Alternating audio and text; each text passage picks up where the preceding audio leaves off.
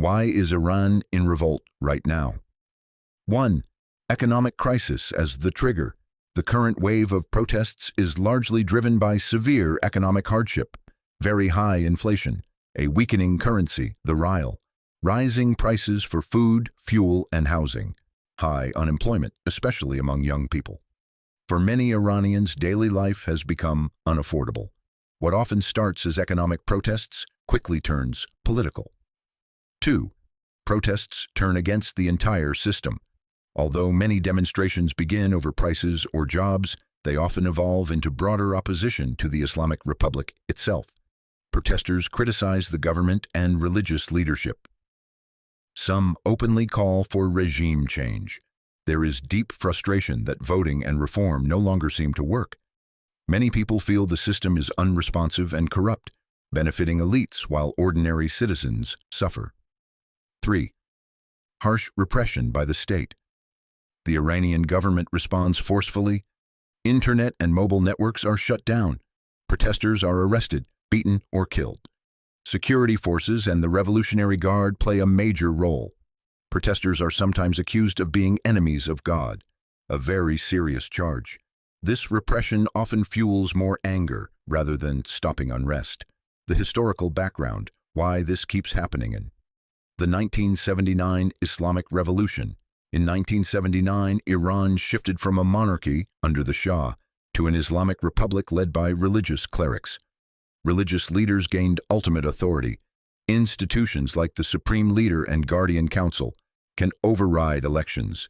The system limits political freedom and dissent. This structure has remained largely unchanged for decades. 2. Repeated protest waves. Iran has experienced major protests many times. 2009, Green Movement, protests against alleged election fraud. 2017 to 2018, protests over economic inequality.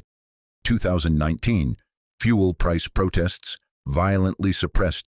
2022, protests after the death of Mahsa Amini, focused on women's rights and personal freedom. 2024 to 2026, renewed unrest driven by economic collapse and political frustration. Each wave shows the same pattern: economic pain plus political repression. 3. Young population with few prospects. Iran has a young, educated population, but jobs are scarce. Salaries don't keep up with prices. Social freedoms are tightly restricted. Many young people feel they have no future inside the current system. 4. Sanctions and isolation. International sanctions, especially related to Iran's nuclear program, hurt the economy. Reduce trade and investment, make everyday goods more expensive. While the government blames sanctions, many citizens blame mismanagement and corruption. In short, why unrest keeps returning? Immediate cause: economic collapse and rising living costs. Deeper causes: authoritarian rule, lack of political change, corruption, and restricted freedoms. Long-term tension: a society that wants change versus a system designed to prevent it. That's why protests in Iran tend to come back again and again, often stronger each time.